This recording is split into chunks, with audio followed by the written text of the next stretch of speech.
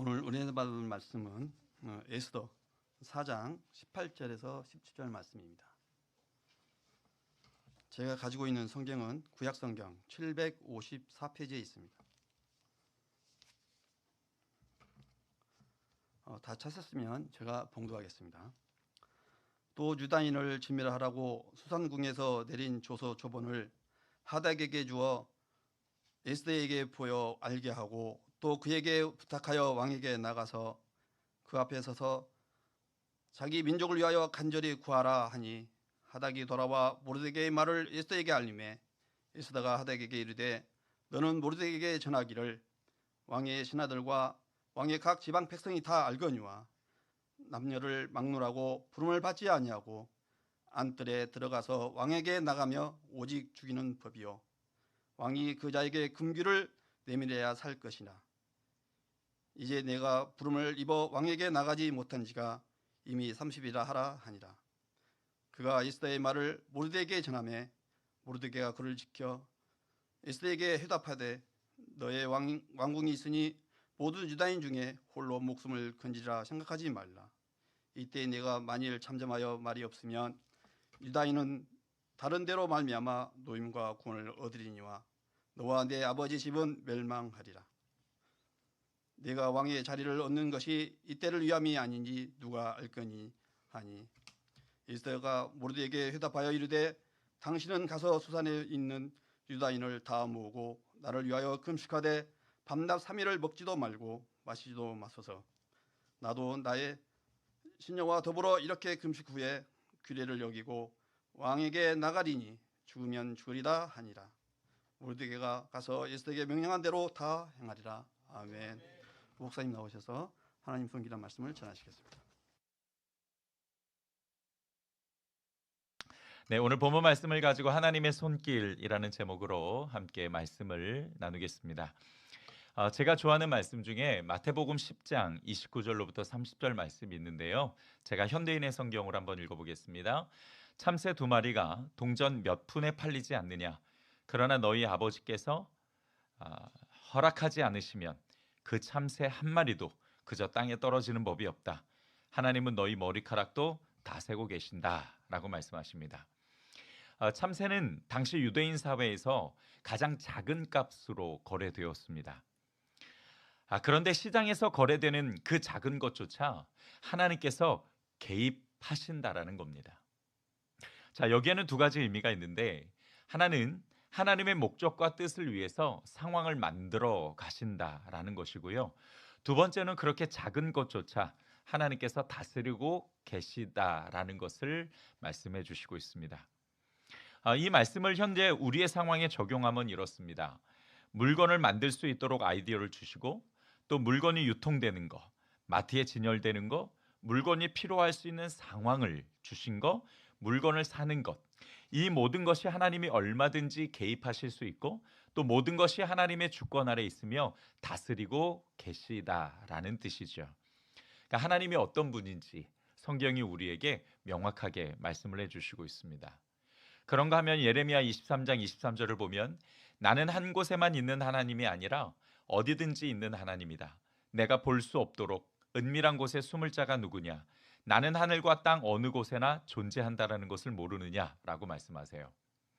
이것을 무소부재하신 하나님이라고 이야기합니다. 안 계신 곳이 없으시고 보지 않는 곳이 없으신 하나님. 그러니까 하나님께서 아주 사소한 일도 개입하셔서 그 사건과 상황을 만드실 수 있는 이유가 바로 여기에 있는 것이죠. 책상에 앉아서 회사 일을 하고 주방에 서서 설거지를 하고 또 길을 열심히 가는 것, 집에서 TV 보는 것, 멋진 식당에서 밥을 먹는 것, 병원에서 의사와 진료를 받는 것, 하물며 우리가 이렇게 예배 드리는 것도 사실은 모두 그냥 흘러가는 일들 같지만 사실은 하나님의 그 세심한 손길이 맞닿아 있다라는 뜻입니다. 사실 우리는 인지하지 못합니다. 우리가 시간 하나하나를 다 살펴보는 것도 아니고 또 우리가 3분 전에 또 10분 전에 2시간 전에 무엇을 했고 어떤 생각을 가지고 있었는지 그거를 다 파악하지도 않습니다. 그러다 보니 하나님의 손길이 어떻게 언제 내 인생과 맞닿아 있는지 또 그것이 어떻게 이루어졌는지 정말 모르겠어요. 그러나 나의 모든 일상은 그렇게 하나님의 손길이 닿아 있고 하나님께서 만지시고 계시다라는 것을 성경이 말하고 있다라는 겁니다. 우리 인생은 흐르는 강물 같지만, 그래서 모든 것이 그냥 저절로 이렇게 가는 것 같지만 그렇지 않다라는 것이죠.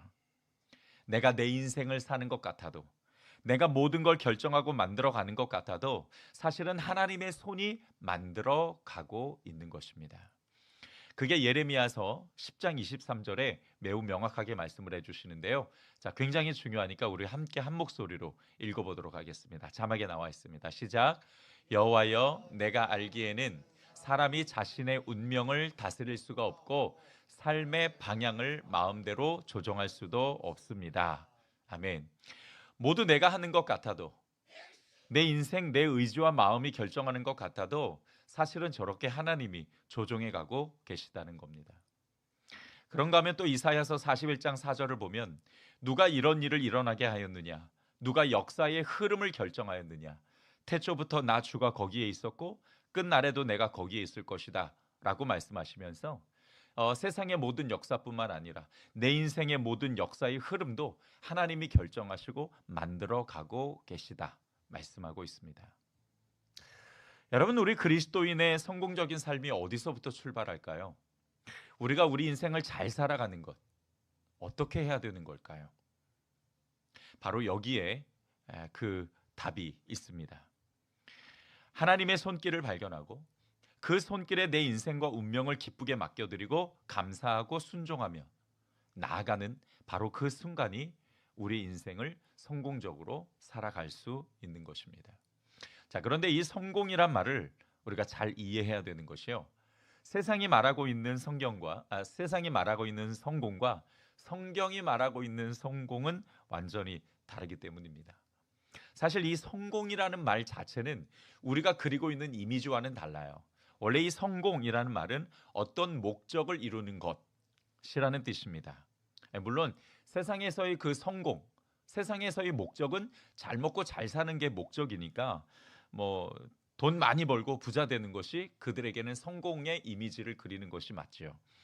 그러나 우리 그리스도인의 성공은 어떤 목적을 이루는 것이라면 그 목적은 바로 하나님 안에 있습니다. 내게 주신 인생의 참뜻을 알고 하나님의 그 계획을 이루며 살아가는 것, 완성하며 살아가는 것, 그것이 바로 성공입니다. 그러니까 우리가 또는 세상 사람들이 그리는 그 부한 이미지가 아니라 하나님의 뜻을 이루고 하나님의 뜻대로 살아가고 있는 모습 말이죠. 그것이 잘 사는 거고 그것이 그리스도인의 성공적인 삶이죠. 참새가 팔리는 것조차 하나님이 허락하셔야 가능한데 하물며 내 인생도 하나님의 손길을 거쳐야 하지 않겠습니까? 그 손길을 따라 순종하고 그 손길을 따라 살아갈 때에 비로소 우리 그리스도인들은 성공적인 삶을 살아가는 것입니다. 자, 여러분, 지금 제가 하나님이 어떤 분인가를 소개하고 또 그분이 내 인생과 그리고 내 운명을 결정하시고 또 이 세상의 역사의 흐름을 만들어 가시는 분이라고 말씀을 드렸습니다. 자, 그렇다면 좀 더 구체적으로 과연 하나님은 내 인생을 어떻게 만들어 가시고 또 결정해 가시는지 우리가 함께 좀 오늘 본문을 통해서 찾아가 봤으면 좋겠습니다. 오늘 본문인 에스더서는 매우 독특한 성경입니다. 왜 독특하다라고 말씀을 드리냐면 사실 여러분, 성경은 누구를 이야기하는 거예요? 하나님을 이야기하는 거고 하나님이 보내신 예수 그리스도를 이야기하는 거죠. 그런데 이 에스더서에서는요, 하나님이라는 단어가 단 한 번도 등장을 하지 않습니다. 단 한 번도 하나님이 나타나지 않아요. 하나님이 보이지 않습니다. 그런데 성경을 읽다 보면 숨어 계신 하나님이 보여요. 하나님이라는 단어도 안 나오고 하나님이 등장하지도 않지만 하나님께서 그 세상의 역사를 어떻게 만들어 가시고 그리고 성경에 나오는 에스더서에 나오는 그 인물들의 인생을 어떻게 만들어 가시는지가 보이더라는 것이죠. 그것을 통해서 우리 인생 그리고 나의 운명을 하나님이 어떻게 만들어 가시는지 또 어떻게 결정해 가시는지를 우리가 함께 나눠보았으면 좋겠습니다. 오늘 본문 말씀의 배경과 사건을 간단하게 좀 요약하겠습니다. 그래야 여러분께서 오늘 본문을 좀 더 이해하실 수 있기 때문입니다. 자, 오늘 본문에는 이스라엘이 바벨론에 의해서 망한 뒤 많은 사람이 전쟁으로 죽거나 포로로 끌려가거나 또는 다른 나라로 뿔뿔이 흩어져 있는 상황에서 그 배경으로 우리에게 말씀을 해주시고 있는데, 그 뿔뿔이 흩어진 유대인 중에는 페르시아라는 나라에 사는 사람들이 있었습니다. 이 에스더서는 페르시아에 사는 유대인들에 관한 이야기예요. 당시에 페르시아는 인도에서부터 에디오피아까지 127개국을 흡수한 강대국이었고 제국이었습니다. 이스라엘과 그리고 이스라엘을 정복했던 바벨론도 결국에서는 이 페르시아의 속국으로 들어가게 됐는데, 이 에스더가 이 페르시아 왕의 왕후가 된 것입니다. 에스더에서 보게 되면 중요한 인물 몇몇이 나와요. 당시 페르시아 왕이었던 크세르크세스 왕, 그러니까 성경에서는 아하수에로라고 이야기를 하고요. 그리고 그 이인자인 하만이라는 사람이 나오고, 그 다음에 유대인으로서 왕후가 된 에스더, 그리고 에스더의 삼촌 모르드게가 나옵니다. 자, 요 인물이 오늘 본문에서도 중요하게 다뤄지는데, 사건의 발단은 이래요. 하만이 이인자가 되고 난 다음에 이제 사람들이 자기를 신처럼 경배하고 절했으면 좋겠어요. 그래서 공문을 내립니다. 내가 지나갈 때마다 다 절해라. 그리고 경배하라. 이렇게. 하지만 에스더의 삼촌인 모르드게는 유대인이기도 했고 또 하나님을 잘 섬기는 사람이었기 때문에 그 사람에게, 하만에게 절하고 경배하는 것을 거부합니다. 사실 이 모르드게도 이 왕궁에서 일하는 사람이었기 때문에 하만과 모르드게는 어떤 계기로 분명히 서로 이렇게 알고 있는 관계였었겠죠. 그러니까 이 모르드게의 행동을 그냥 보고 있지 않았던 겁니다. 괘씸하게 생각해서 모르드게뿐만 아니라 유대인들까지도 다 전멸시킬 계획을 세워요. 이제 그것을 모르드게가 알게 됐죠. 그리고서는 그 공문을 가지고 급히 에스더를 찾아갑니다. 그리고 자, 지금 상황이 이렇다. 그러니까 네가 왕에게 고해서 우리 민족을 구해야 된다라고 이야기를 합니다.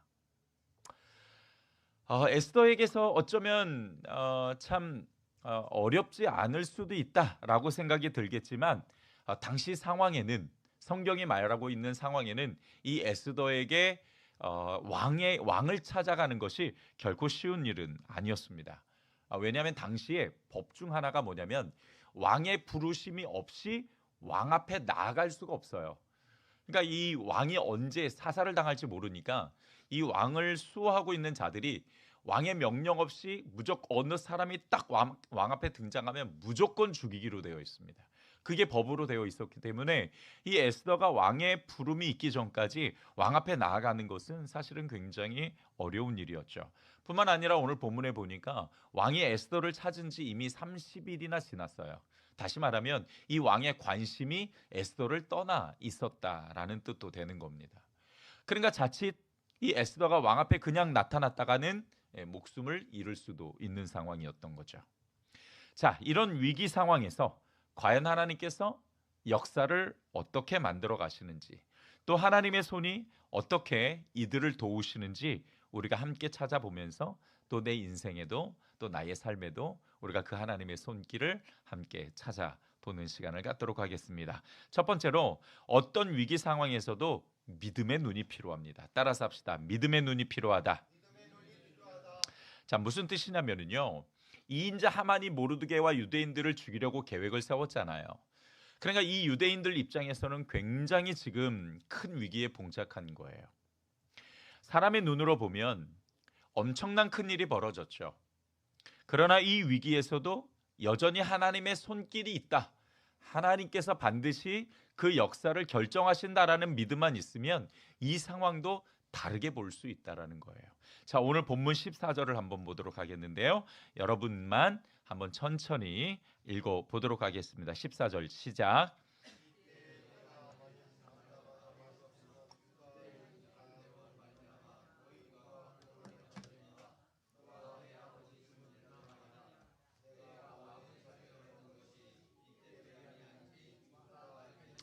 아멘. 자, 무슨 뜻인가면 이 모르드게가 에스더에게 이제 이야기를 합니다. 지금 상황이 이러니까 네가 왕 앞에 나가서 좀 고해라. 그런데 만약에 에스더 네가 모른 척 하더라도 하나님은 다른 길을 통해 다른 방법을 통해서 구원을 해주시겠지만 네가 이때를 위해서 왕후가 된 건지 그거 누가 알겠느냐. 그러니까 담대히 나아가봐라 라고 이야기를 하는 거예요. 자, 여기에서 우리가 굉장히 중요한 원칙 하나가 있고 또 우리가 도전받아야 될 믿음의 시각이 있습니다. 자, 여러분 모르드게의 이야기를 잘 보세요. 지금 모르드게는 하나 전제를 깔고 있는데 그 전제는 하나님께서 어떤 방법을 통해서든 반드시 구원하신다라는 전제가 깔려 있어요. 그러니까 에스더에게 이야기를 합니다. 너가 아니더라도 하나님은 어떤 방법, 누구를 통해서라도 구원을 하실 거야. 그럴 건데 네가 이때를 위해서 하나님께 사용될 수도 있는 거 아니냐라고 이야기를 한다는 거죠. 그러니까 어떤 방법을 통해서 구원하시느냐가 문제인 거지 구원해 주실 것에 대해서는 조금도 의심을 하지 않는다라는 거예요. 자, 이것이 바로 우리가 가져야 될 하나님의 원칙이며 또한 믿음의 눈입니다. 하나님은 반드시 하나님이 사랑하시는 자녀를 구원해 주시는 줄 믿으시기 바랍니다. 여러분 예수님께서 이 땅에 우리를 구원하기 위해 오셨잖아요. 이 구원이라는 단어는 두 가지 의미가 포함되어 있습니다. 하나는 영혼 구원. 그러니까 최종적으로 내 영혼이 하나님 나라에 가는 것을 구원이라고 이야기하겠지만 또 두 번째 구원은 뭐냐면 이 땅에 살아가는 동안 우리의 문제가 지금보다 더 나아지는 복을 받는 그러니까 문제가 해결되어지는 것도 구원이라고 이야기를 해요. 예수님께서 우리에게 주신 구원은 바로 이 두 가지가 다 포함된 것입니다. 그러니까 우리의 영혼뿐만 아니라 우리의 문제에도 하나님은 관심을 가지고 계시며 그 문제를 통해서 하나님이 드러나시고 하나님이 영광 받으시고 우리가 또한 하나님의 놀라운 은혜로 말미암아 하나님을 경험하기를 원하신다라는 거죠. 자, 그러니까 이 하나님께서 우리에게 주시는 이 예수 그리스도를 통해서 주신 이 구원의 은혜는 지금 우리의 삶에도 펼쳐질 뿐만 아니라 내일도 내일 모레도 하나님의 놀라운 구원의 은혜는 반드시 펼쳐질 줄 믿습니다. 아멘이십니까? 네, 예수 그리스도의 그 구원의 은혜는 단지 우리의 영혼에 대한 것뿐만 아니라 우리의 육신의 문제까지도 맞닿아 있다라는 거예요. 자, 그러니까 하나님은 반드시 우리를 구원하시는 겁니다. 그 믿음을 우리가 가져야 되는 건데 보통 우리의 믿음이 여기서 많이 나약해지고 무너져요. 내 방법이 하나님의 방법과 다를 때에 여기에서 믿음이 무너지거든요. 여러분 우리 생각이 그래서 바뀌어야 됩니다. 우리 생각이 분명히 다르고 우리의 믿음의 눈으로 항상 우리의 인생과 삶을 바라볼 수 있어야 돼요. 여러분 제가 한 몇 가지 질문을 좀 드릴게요. 꼭 대답해 주셨으면 좋겠는데 목사님은 뭐 그런 것까지 이렇게 생각하지 말고 꼭 좀 대답해 줘 보세요. 여러분 하나님이 능력이 있으십니까? 내가 더 능력이 있습니까? 그러면 내가 더 지혜롭습니까? 하나님이 지혜로우십니까? 마지막으로 하나님이 더 통찰력 있으십니까? 내가 더 통찰력 있습니까? 대답은 잘하시네요. 그런데 왜 내 방법과 하나님의 방법이 다르면 우리는 낙심을 하죠? 제한적인 존재인 내가 완전하신 하나님의 방법을 의지하는 것이 아니라 완전하신 하나님이 불완전한 내 선택과 내 뜻대로 따라주시지 않으면 거기에서 삐져가지고 자꾸 믿음을 잃어버린단 말이에요. 자, 여러분 지금 모르드게와 에스더와 유대인들에게 맞닥뜨린 그 상황을 보십시오. 이 하만이 어떻게든 간에 이 유대인을 멸절시키기 위해서 온갖 방법을 지금 다 쓰거든요. 얘네들은 지금 힘이 없으니까 뭘 해야 될지도 모릅니다. 그럼에도 불구하고 모르드게는 하나님은 어떤 방법을 통해서든 반드시 우리를 구원하신다라는 그 확신을 가지고 있어요. 도대체 이 확신을 어디서 갖게 되었을까? 제가 궁금해서 좀 찾아봤더니 이 모르드게는 하나님께서 자신과 그리고 유대 민족을 실패의 길로 걷게 하시는 분이 아니다. 즉 다시 말하면 하나님의 그 뜻을 이루는 성공적인 길을 가게 하시는 분이라는 것을 너무 잘 알고 있었어요. 어떻게 알고 있었냐면 여러분 이스라엘이 망해서 바벨론에 이제 공격을 당하고 이스라엘이 망합니다. 그리고서는 70년간 포로 생활을 해요. 자, 근데 하나님께서 이스라엘을 이 70년간 포로 생활을 할 수 있도록 하나님이 이미 계획을 하셨어요. 그래서 벌써 200년 전에 그 선지자를 통해서, 하나님을 섬기는 선지자를 통해서 이스라엘이 그렇게 될 것이며 70년간 포로 생활을 할 거고, 그 포로 생활은 이스라엘을 망하게 하는 것이 아니라 오히려 하나님 앞에 오게 만들기 위한 하나님의 전략이고 계획이라는 것을 밝히세요. 그리고 또한 보게 되면은 이스라엘이 어떻게든 바벨론과 막 싸우려고 할 때 예레미야 선지자가 뭐라고 하냐면, 너희들 싸우지 마라. 이미 하나님께서는 바벨론을 통해서 우리를 치실 거고, 그리고 70년간 포로 생활할 것이 계획되어 있으니, 하나님의 그 역사가 이미 계획되어 있으니 거기에 저항하지 마라. 그냥 받아들이고 여기서 가능한 많은 사람이 살아나고 70년간 포로 생활을 끝마치고 다시 예루살렘으로 귀환해서 하나님의 자녀로서 하나님이 허락하신 이 땅에서 우리가 잘 사는 것이, 그것이 하나님의 목적이니까 그냥 순응하자, 이렇게 이야기를 해요. 근데 그런 예레미야 선지자의 선포에 사람들과 왕이 전부 반기를 들어요. 네가 뭔데? 그게 하나님의 계획이라고? 다른 선지자 이야기를 들어보자. 그리고 또 다른 선지자들은 뭐라고 얘기하냐면, 하나님께서 이 바벨론을 쳐부 주실 것입니다, 이렇게 거짓 예언을 합니다. 그리고서는 이 왕과 거짓 예언자들의 이야기를 들은 이스라엘 백성들이 싸움으로 나갔다가 바벨론에게 완전히 짓밟혀요. 지금 이스라엘이 다른 나라에 70년간 포로 생활을 하는 것은 하나님의 구원에, 그러니까 그 여정에 속해 있는 계획이었어요. 하나님의 그 손길이라고요. 그것을 통해서 이스라엘 백성들이 깨닫고 하나님의 음성에 귀를 기울이고 하나님의 뜻에 순종하는 그 성공적인 삶을 살게 하시려는 하나님의 그 과정의 계획이었던 겁니다. 그러니까 모르드게가 그걸 알고 있었어요. 그거를 믿고 있었기 때문에 하나님께서는 반드시 하나님의 그 계획을 이루셔서 우리를 성공적인 삶으로 이끌어 주실 거에 대한 확신을 갖고 있었던 거죠. 그러니까 그렇게 이야기했던 거예요. 하나님께서는 어떤 방법을 통해서든 구원하신다. 어떤 계기를 통해서든 구원하시는데, 에스더야, 네가 바로 하나님께서 사용하시고자 하시는, 하나님께서 너를 쓰시고자 하시는 것일 수도 있으니 잘 생각해 봐라, 라고 이야기를 하는 거예요.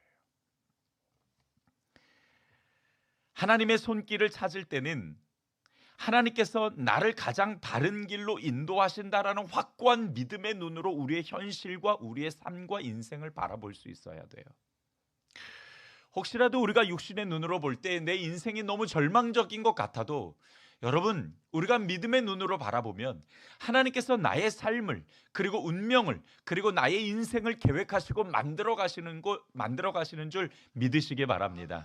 그 믿음의 눈으로만 바라보면 내 생각과 하나님의 생각이 다르고 내 방법과 하나님의 방법이 달라도 반드시 하나님은 구원하신다라는 거예요.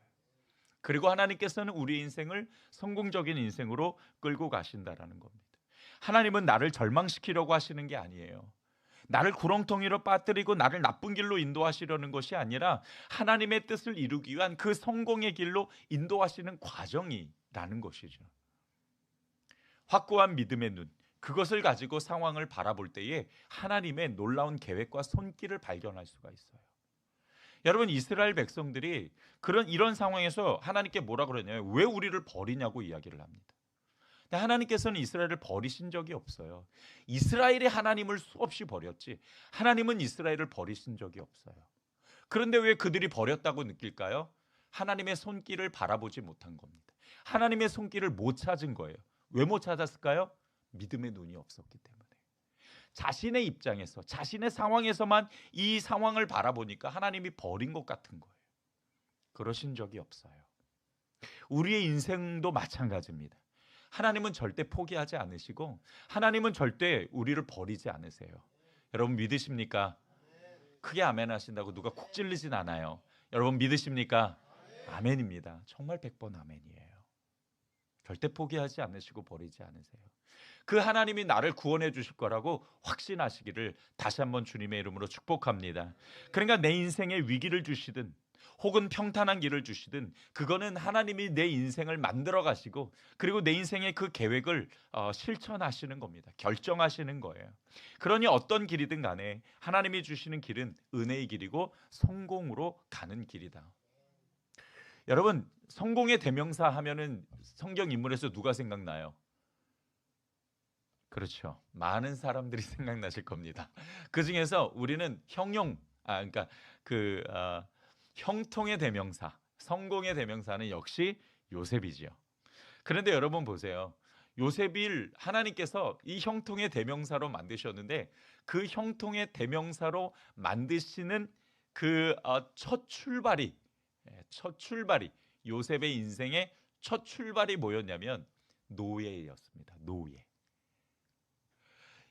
이 요셉은 아버지의 사랑을 받으면서 정말 좋은 옷과 편안한 삶을 누리고 있었어요. 17살까지.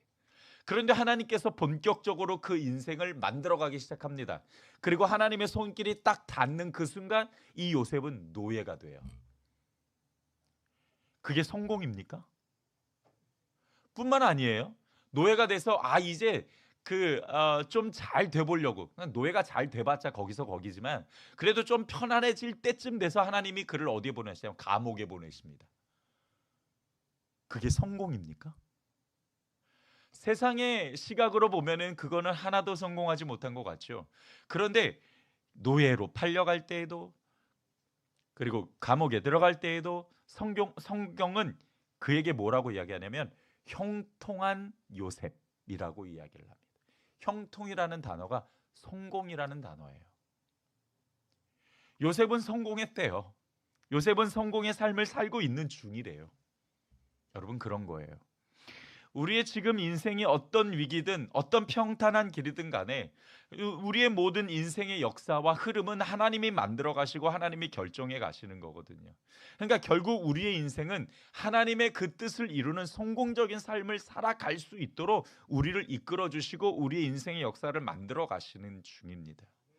그거를 우리가 믿고 바라보면은 지금 이 상황에 대해서 우리가 확신을 가질 수 있어요. 따라서 합시다. 자기 이름을 불러가면서 은기야, 믿음의 눈을 갖자.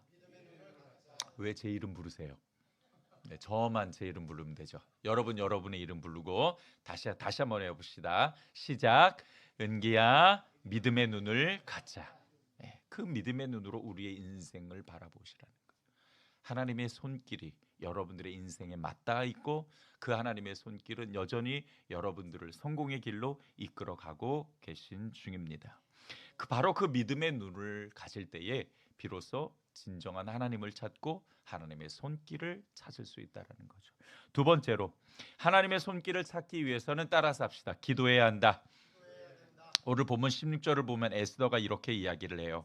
당신은 가서 수산에 있는 유다인을 다 모으고 나를 위하여 금식하되 밤낮 3일을 먹지도 말고 마시지도 마소서. 나도 나의 시녀와 더불어 이렇게 금식한 후에 규례를 어기고 왕에게 나아가리니 죽으면 죽으리다. 자, 이제 에스더는 왕 앞에 나아가기를 이제 결단을 했어요.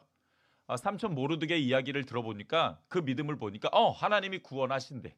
근데 자기를 통해서 하실 수도 있으니까 그러면 내가 한번 도전해 봐야지.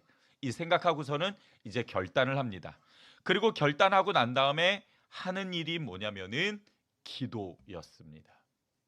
여러분, 지금 에스더는 목숨 걸고 나가야 돼요. 죽으면 죽으리라고 얘기할 정도로 목숨 걸고 왕 앞에 나아가야 됩니다. 그렇기 때문에 그 목숨에 걸고 나가는 그 어려운 상황에 맞는 그 무게에 맞는 기도를 했던 거예요. 그 기도가 바로 금식 기도였습니다. 한 사람의 금식이 아니라 모든 유대인들의 다 함께 금식하며 기도했죠. 여러분, 기도는 반드시 무게가 필요해요. 여러분이 큰 위기를 맞닥뜨렸다면 그 큰 위기의 무게에 맞는 기도의 무게도 담겨 있어야 된다고요. 지금 내가 너무 급한데, 지금 내가 정말 해결을 받아야 될 일들이 너무 많은데 여러분들의 기도는 너무 가볍게 가고 시간도 충분하지 않고 그냥 걸어가면서 아우 아버지 나 좀 도와주세요. 이 정도의 기도라면 여러분 그거는 문제와 비교해서 너무 가벼운 기도가 될 수밖에 없어요. 기도에도 무게가 필요한 거예요. 그래서 지금 에스더는 자신이 죽으면 죽으리라 나아가는 그 상황에서 무게 있는 기도를 선언했던 겁니다. 정말 하나님께서 들으시는 기도는 이런 기도예요. 무게가 있는 기도 말이죠. 물론 여러분이 설거지를 하면서 하는 기도도 기도고, 걸어가면서 하는 기도도 기도고, 딴짓하면서 하는 기도도 기도입니다. 그런데 정말 여러분들의 그 기도의 무게가 하나님께 상달될 수 있고 또 하나님께서 들으실 만한 무게인가는 분명히 아셔야 돼요.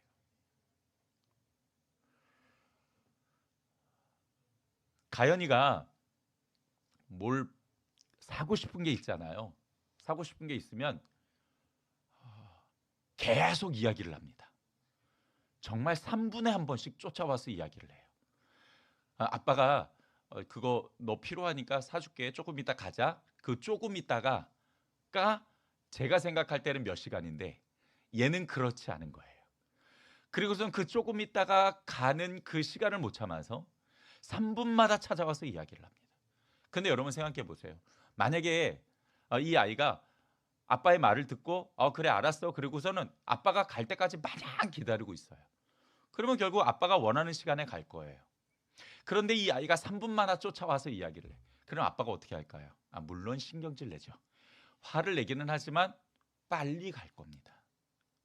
여러분 기도에도 무게가 있어야 되는 거예요. 내가 지금 맞닥뜨린 이 삶의 무게에 맞는 기도가 분명히 필요합니다. 그러니까 제발 좀 금요예배 나오세요. 금요예배 나와서 같이 좀 기도하고 같이 좀 하나님께 매달리고 나아가자고요. 아멘 좀 하시고, 그리고 여러분께서 그 삶에 큰 위기가 있거나 또는 어떤 중요한 결정거리가 앞에 있다라고 한다면 그 무게에 맞는 기도를 선언하십시오. 그리고 기도하셔야 돼요.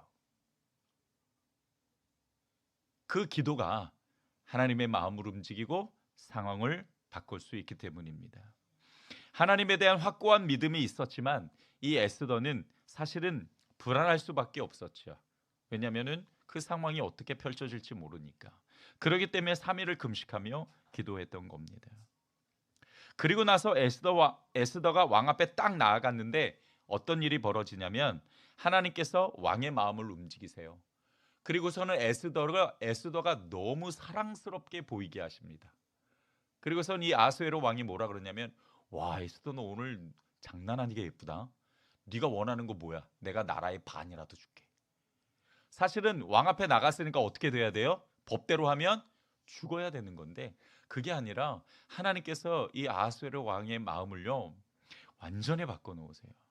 그리고 시체말로 뿅 가게 만드셔가지고 한눈에 반하게 하십니다. 그리고서 모든 일들이 다 원만하게 이루어지게 만드세요. 하나님이 어떤 손길로 인도하시든지 간에 우리가 어디로 인도하시는지 또 하나님의 그 마음을 얻기 위해서 우리는 기도를 통해 찾아야 됩니다. 하나님의 방법과 내 방법이 틀릴 수도 있죠. 우리가 기도해야 되는 이유는 바로 거기에 있어요. 하나님이 어떤 방법으로 구원하시고 또 어떤 하나님의 손길로 우리 인생을 만들어 가시는지 우리가 그거를 알아야 됩니다. 근데 기도할 때 자꾸 내 기도만 하고 내 것만 주장하고 하나님을 자꾸 부려먹으려고 하면은요 하나님의 뜻을 알 수가 없어요. 그러니까 기도는 하나님 앞에 굴복하는 거지 하나님을 설득시키게 하는 것이 아닙니다. 물론 때로는 정말 우리의 긴박한 상황에 긴박한 기도에 하나님께서 얼른 들어주실 때도 있지만 일반적으로 우리의 기도는 하나님 앞에 무릎 꿇고 하나님의 뜻을 구하는 기도가 되어야 하죠.